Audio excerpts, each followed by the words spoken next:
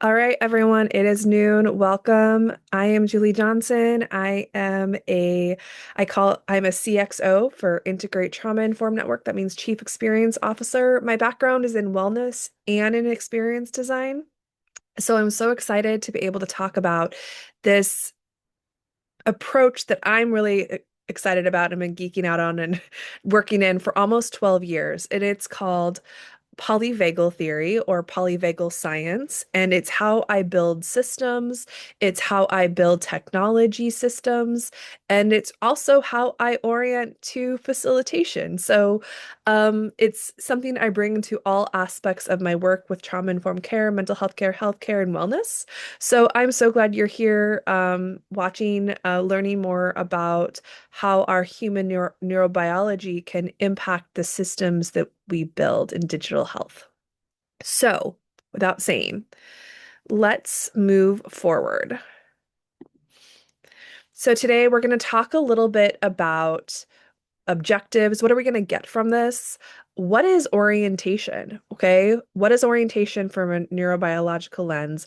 What's capacity? Right? And how does that help us move into design principles to help make choices for with user experience in mind, right? This new neurobiological perspective on the user experience.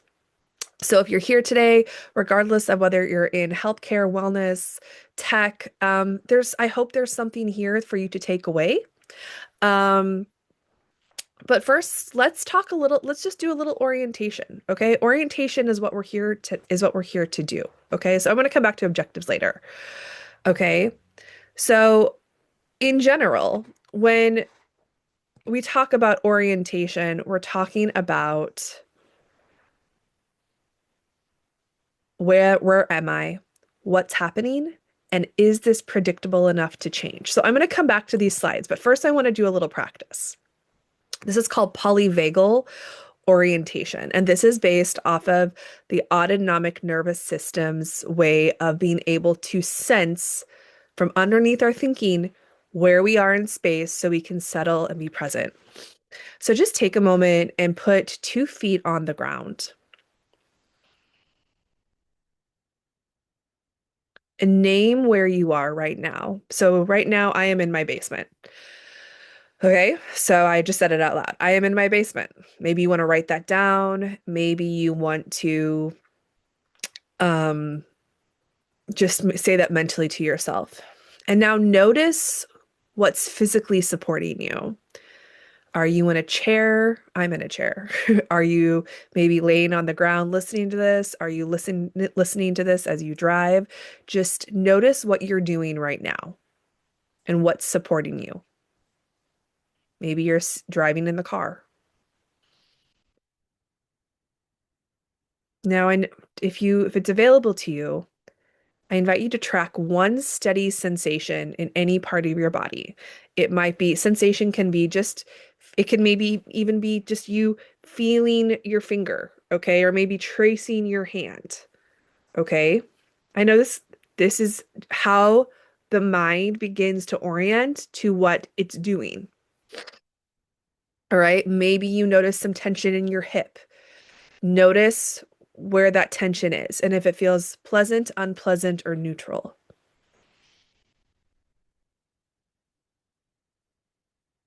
Now choose something, again, neutral around you to focus on for the next maybe 30 minutes or so. Maybe it's your breath, it's a flow, it's a rhythm. Maybe it's the contact to the ground beneath you, that chair, or maybe it's just stillness. Maybe it's a coffee cup next to you that is going to be there the whole time. It's steady, it doesn't move, or it's in a rhythm. That is how the nervous system works. It picks up a rhythm or things that are consistent. All right. This is important in how we begin to relate to the nervous system being something that is consistent that we can come back to. So, what is that that's around you that you can come back to? Again, is it your breath? Is it the table? Is it the cup? something else around you. Maybe it's the wall in front of me. There's a wall in front of me. And now let's confirm predictability. Go back to that same thing. What is that one thing? Is your body still breathing you? Is your cup still there? Just maybe just go touch it. Is the wall still in front of you? That's predictability.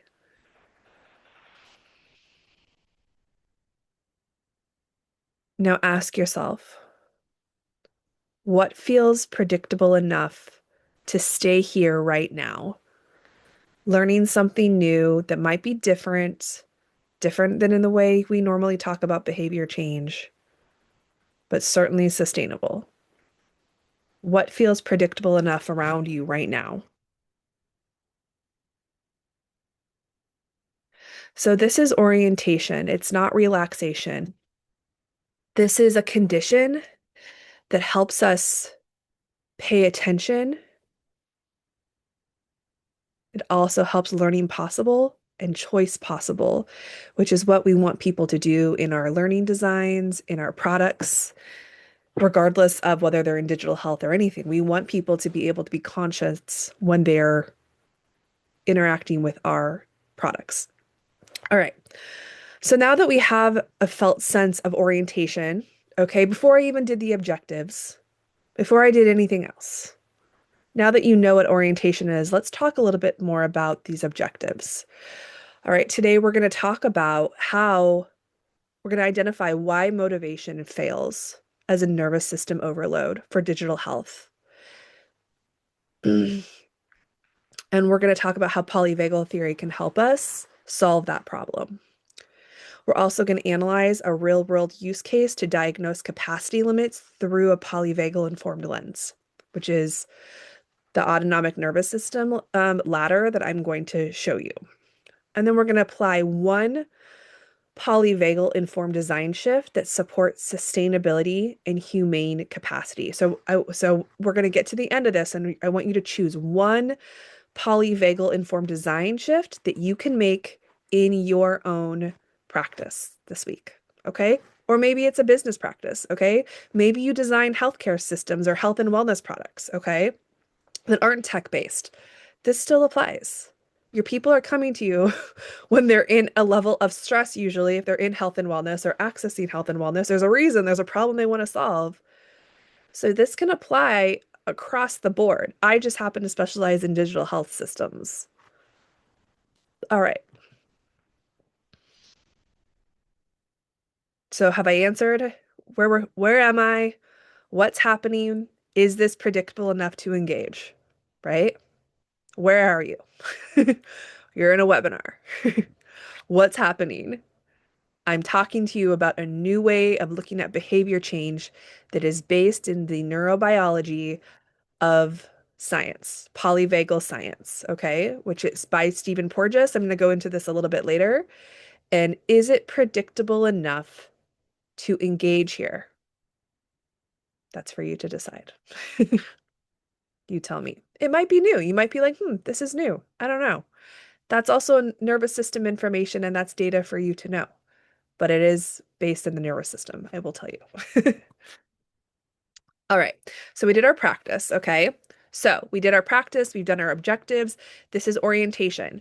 I'm getting us through our process, right? So we know where we're going, where am I, and what's happening. I've answered those two questions for you already. All right.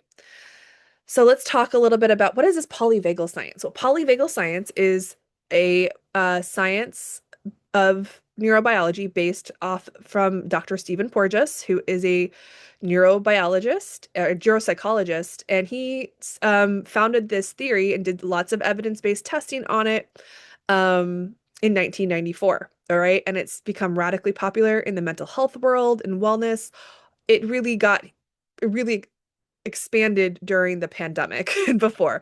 I've been studying this since 2014 and have made it a pivotal point, a centered point in all of my work that I've been doing in health and wellness and digital tech and trauma-informed care for over 14 years. All right. So let's talk about what this is on a very basic level. So when we're talking about polyvagal theory or polyvagal science by Stephen Porges, we're talking about how the nervous system shifts between states. We're never just calm, we're never just anxious, and we're never just shut down. Sometimes we'll go between all three of those if there's a lot going on in our lives, right? Or at work, right? So these states are all about our perceived sense of safety. So let's start at so it is a ladder. I designed in spirals, but we're talking about ladders here that get us to a spiral. But at the bottom of our ladder is dorsal, shutdown, conversation, withdrawal. This can be, yeah, there's our ladder. Okay, so this is the ladder. This is by Deb Dana. Okay, so this is dorsal. This is like when you're feeling depressed, when you're feeling shut down, when you're feeling um when you're feeling like there's like you have a headache and you just want to put your head down. This can be a dorsal vagal. This can be your body beginning to sense threat or just something so overwhelming you can't quite engage your cognitive critical thinking into it. That's dorsal vagal, low energy, lethargy. I just can't get through this. I'm not motivated. Okay? That's when someone is stuck in a low energy space. Sympathetic is like anxiety. Oh, like you might have racing thoughts, someone's talking really fast. That's when someone can be stuck in a space of sympathetic. Okay, both of these are signs that something your nervous system is signaling that something is not feeling safe enough, okay, for you to engage. It's perceived. You may not know, but that's usually some kind of sign of resistance that you cannot override. And no, in my opinion, no healthcare system should ever ask you to override that. That doesn't create a safe system. Okay. What does create a safe system is ventral vagal. That's I feel connected to the greater world. I feel connected and safe enough to engage. If we are in sympathetic or dorsal when we touch your product, okay, or we're not motivated enough, there is something happening that is making this not feel doable for us at the moment. If someone touches your product, they're able to engage ventral vagal or move from one of these states to access ventral vagal, there's something going right in your design, right? So this is the autonomic ladder. Okay, this is polyvagal theory. All right. So this is low energy, shut down, depressed, anxiety, panic. This place where I'm like, oh, I can engage with this. Oh, this is interesting. Curiosity. What's that about? We can access those higher levels of thinking that create motivation. This creates motivation. But if someone is locked down here, there will be no motivation. Okay. All right.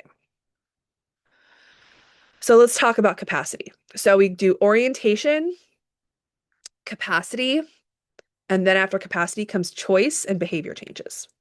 So capacity is the nervous system's available energy and stability to engage. It has its do so if my capacity is this big, we call this the window of tolerance. All right, or I call it the window of clarity. If I'm feeling kind of cloudy and low energy and my nervous system and my window of capacity is that big or there's nothing, I'm probably not going to be picking up any apps that day. Or I'm not going to be able to engage with a new smartwatch or a new health tracking system. All right, because my window is that big, right?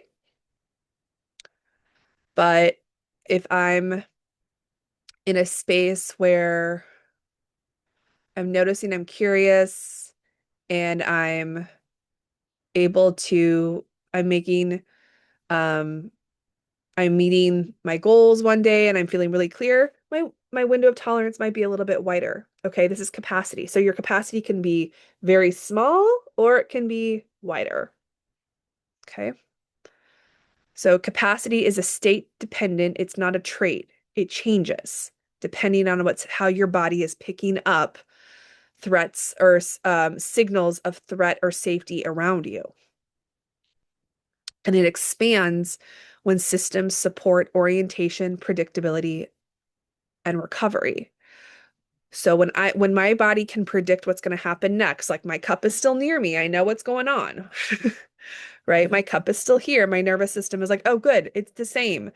Right? We're going through this routine, right? It widens the more that we do a routine. Okay? But when something is always new and always innovating, it can actually ramp us back into sympathetic or back into the dorsal, that low energy space. Okay.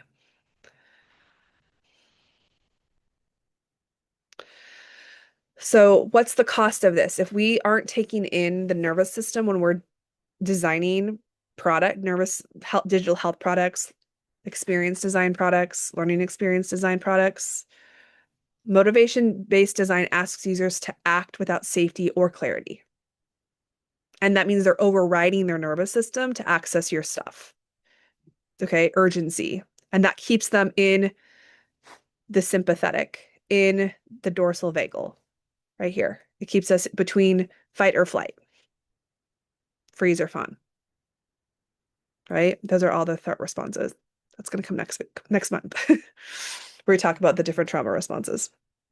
Okay, but it keeps us locked in, either shut down, overwhelmed, shut down, don't want to engage, or oh my gosh, there's so much information, I'm just going to go through all of it. None of those are signs of safety, or that your product is showing them that there it is safe enough to engage, right? So when we continue to give people more push notifications, more information, go get it. Don't forget to go to the gym tonight. Don't forget to check your watch. That all can increase someone's cortisol levels, actually. Okay? Because it's not based off on notifications. It's based off of a predictable rhythm within the system.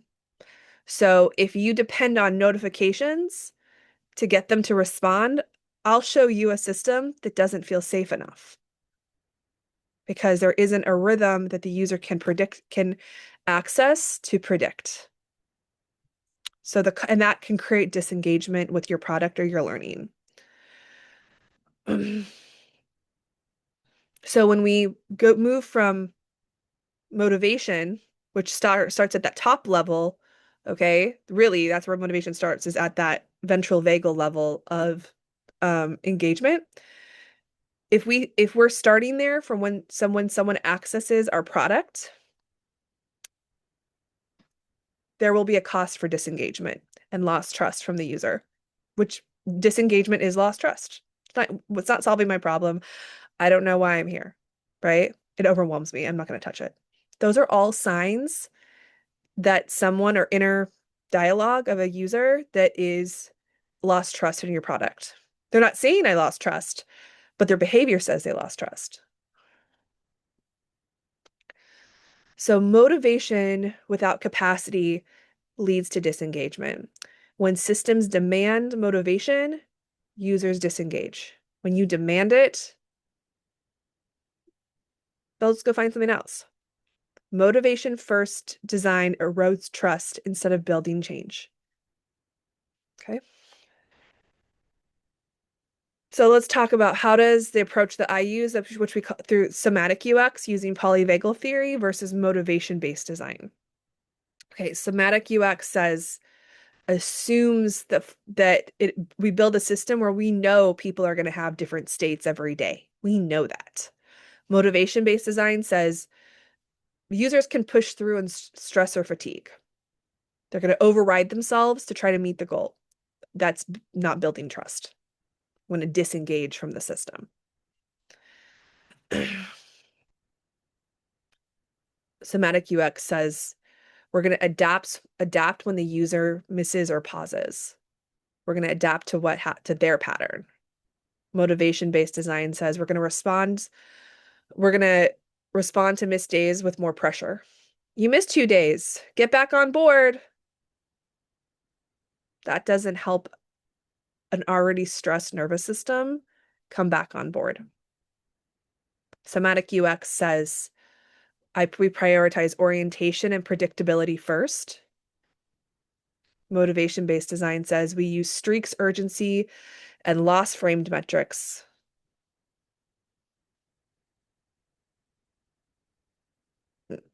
That's not safety.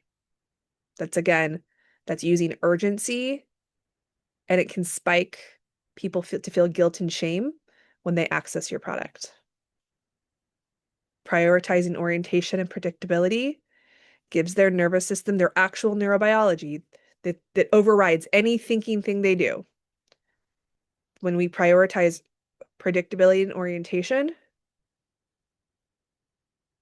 it gives their neurobiology something that it can rely on that doesn't require streaks, urgency, or loss framed metrics.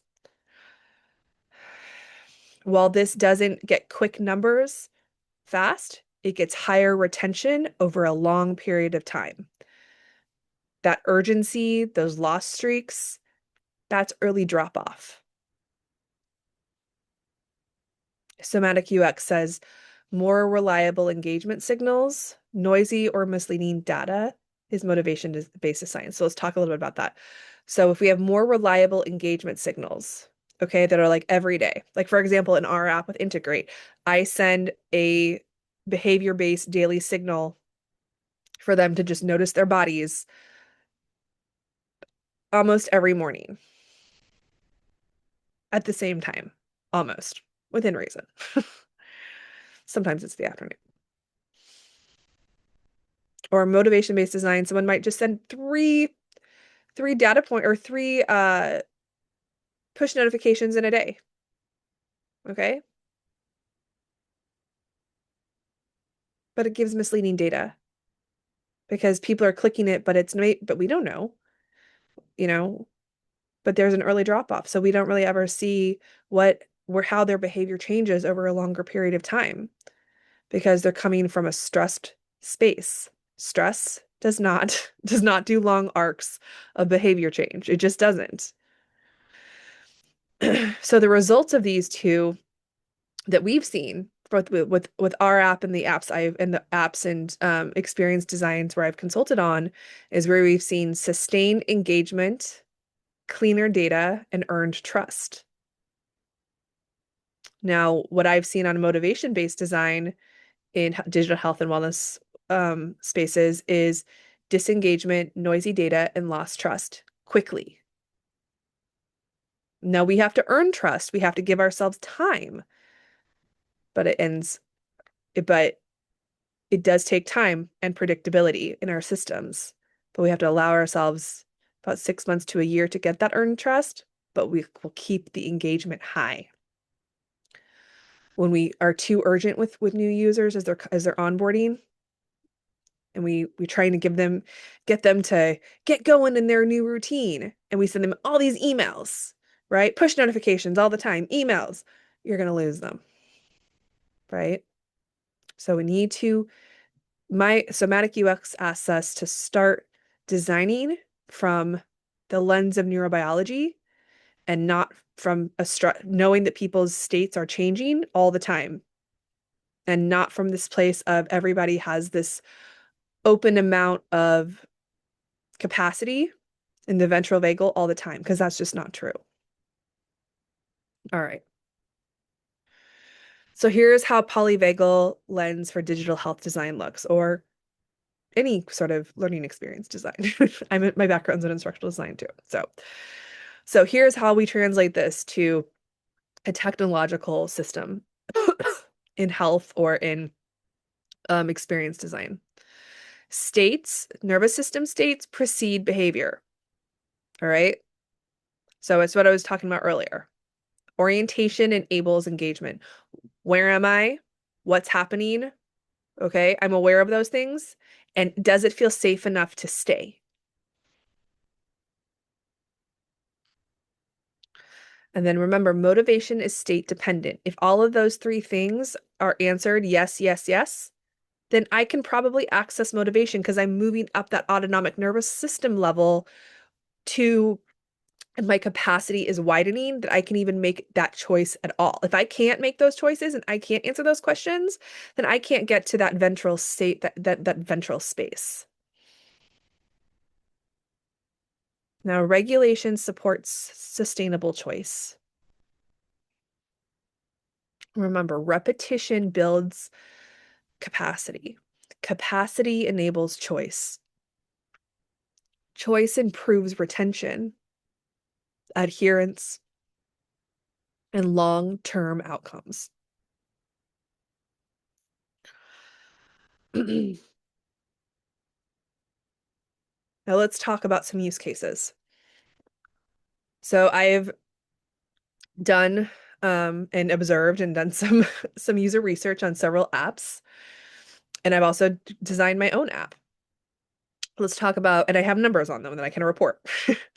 So let's talk about what happens when the same user interacts with the app that we created, Integrate, and then the motivation-based app when I observed them for about, what was that? 7 days. It was about 7 days. So here's what we saw. The motivation-based app, daily goals and streaks. Okay. Literally, this app was like, don't break the chain. Okay. Like we would get these push notifications and then integrate between the first 1 to 3 days. We're asking them as they first come in, where am I? What's happening? Okay. And here's how you can start. There's no streaks. There's no urgency.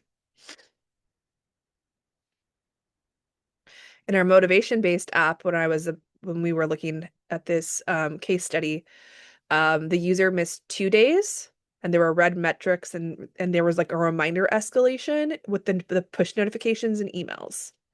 By day 5 in our app, they had missed 2 days, and the app just adapts. It just doesn't say anything. We just continue in the rhythm, okay?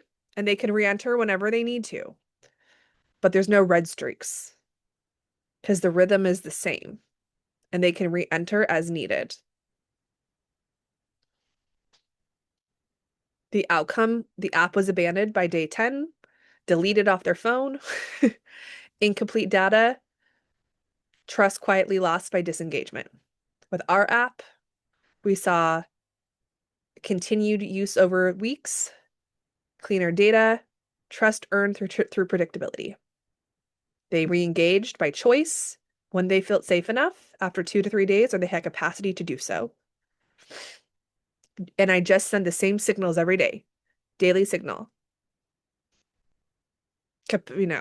Consistency is, more reliable than motivation. And then that's what I sent this morning. But it's the same thing every day.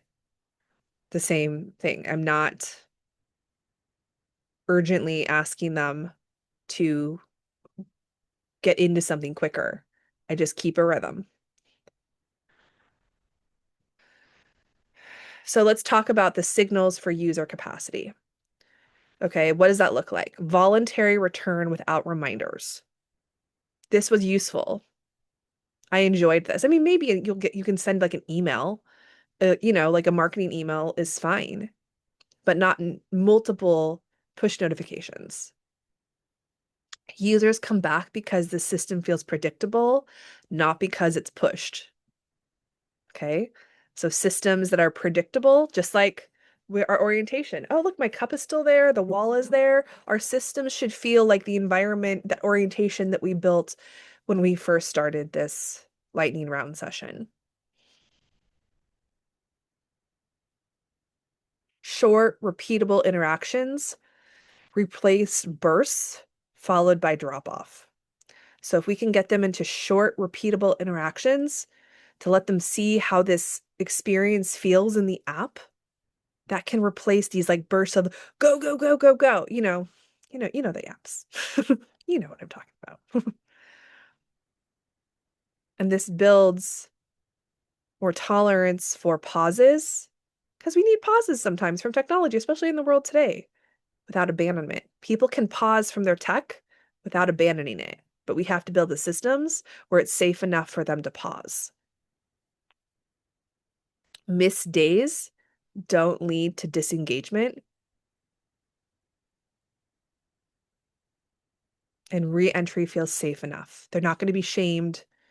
They're not going to have red urgent, alerts on there like, you missed today. How dare you? When life happens. So they need to feel safe enough to engage with little commentary on the behavior. So let's talk about polyvagal design principles. These are what I use in learning experience design. This is what I use in experience design, and it's definitely in digital health system design. So I want you to think through maybe one or two of these that you can start to adopt in your own practice. Okay? So in polyvagal design, state precedes behavior. Our nervous system state precedes any behavior. The nervous system state predicts early engagement and a day 7 retention more reliably than motivation. So if people can sense and have a felt sense of safe enoughness within early engagement for 7 days, that's going to be more reliable again than trying to motivate people to override maybe their hesitancy, but giving them an opportunity to explore instead of accessing motivation, you're going to have better results over time. When we can access people's curiosity instead of urgency, that's the hole in one. Remember, orientation reduces drop off. Where am I? What's happening? Is this safe enough to engage? And safe enough can mean like, does this solve my problem? All right. Can I explore? Can I figure out what feels good for me? Right. You can create a guided system that's trustworthy. Okay. Let people explore and also guide them step by step. But it does take strategy. This is the strategy. Are there clear onboarding and predictable flows that lower cognitive load and early churn?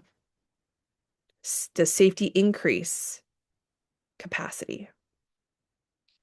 Can you create a non-putative system to improve session length, learning uptake, and adherence? So these are just some design principles that I bring in. Maybe scan one of those. Think about which one you would like. In fact, let's practice a pause right now in this little system. This is a system. It's a facilitation system. Let's maybe pause for like 30 seconds. Which one of these on this screen would you want to focus on in the work you're doing right now?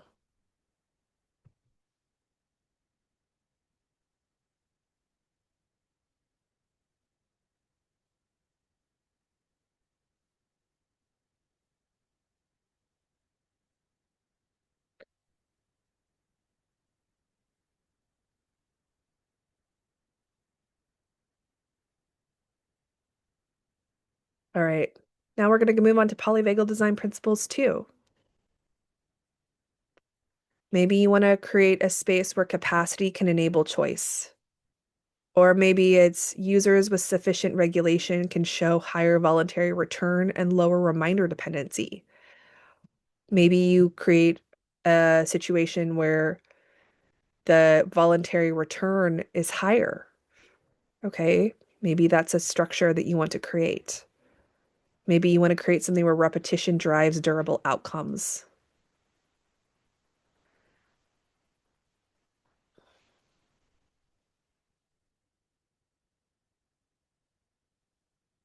Or maybe you want to create a consistent, repeatable interaction that improve long-term retention, data quality, and outcomes. These are all kind of little micro skills, principles along the way, but they each have their own feature on how they show up in a system, any system that is polyvagal informed.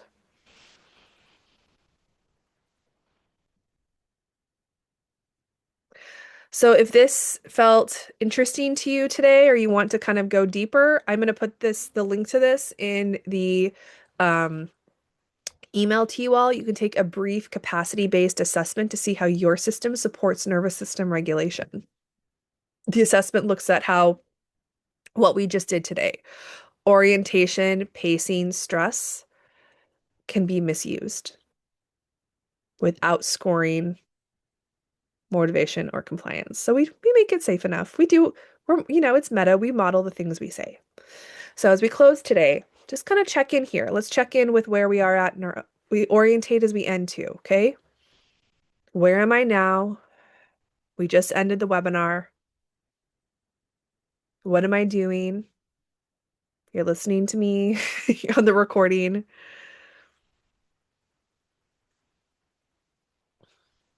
Where is that object that we found earlier that felt predictable? And does this feel safe enough for you to engage or go further with? If the answer is no, that's data. That's fine. If you're curious, that's great. That's in the ventral state, okay? That means this feels safe enough, or maybe it feels too new to engage, and that's just not something your head can be around. That's also data for your neurobiology. And there's no right or wrong. All right, everyone, I will put this in the email today. Thank you for being here, and I'll see you next month as we build out a course on somatic UX and motivation, sorry, nervous system based design on Maven. Talk to you soon. Bye.